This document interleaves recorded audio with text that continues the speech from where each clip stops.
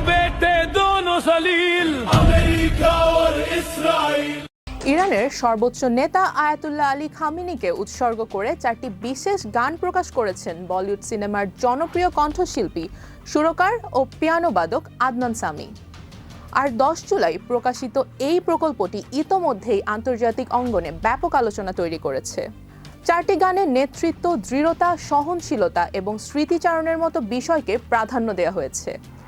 পশ্চিমা বিশ্বের রোশানলে পড়ার সম্ভাবনা এবং ভবিষ্যতে মার্কিন যুক্তরাষ্ট্রে কোনো সঙ্গীত আয়োজনে অংশ নেওয়ার সুযোগ থেকে বঞ্চিত হওয়ার সম্ভাবনাকে বৃদ্ধাঙ্গুলি দেখিয়ে আদনান সামির এই সাহসী উদ্যোগকে অনেকেই প্রশংসা করছেন। দীর্ঘ সঙ্গীত জীবনে ভারতীয় শাস্ত্রীয় সঙ্গীত, পপ ও অর্কেস্ট্রাল সুরের সমন্বয়ে নিজস্ব ধারা গড়ে তোলা আদনান সামির সঙ্গীত ভাণ্ডারে এটি একটি নতুন সংযোজন। 3 দশকেরও বেশি সময়ের ক্যারিয়ারে আদনান সামি দক্ষিণ এশিয়া, ইউরোপ ও মধ্যপ্রাচ্যের বিভিন্ন দেশে সঙ্গীত পরিবেশন করেছেন। তার জনপ্রিয় অ্যালবামগুলোর মধ্যে রয়েছে কভি তো নজর মিলাও এবং তেরা চেহারা, যা তাকে দক্ষিণ এশিয়ার অন্যতম পরিচিত সঙ্গীত শিল্পী হিসেবে প্রতিষ্ঠিত করেছে। সঙ্গীতে অসামান্য অবদানের স্বীকৃতিস্বরূপ 2020 সালে তিনি ভারতের 4র্থ সর্বোচ্চ বেসামরিক সম্মান পদ্মশ্রী লাভ করেন।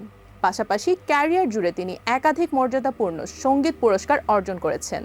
নতুন এই 4 গানের প্রকল্পের মাধ্যমে আদনান সামি তার দীর্ঘ সঙ্গীত যাত্রায় আরেকটি ব্যতিক্রমী অধ্যায় যোগ করলেন বলে মনে করছেন সংশ্লিষ্টরা।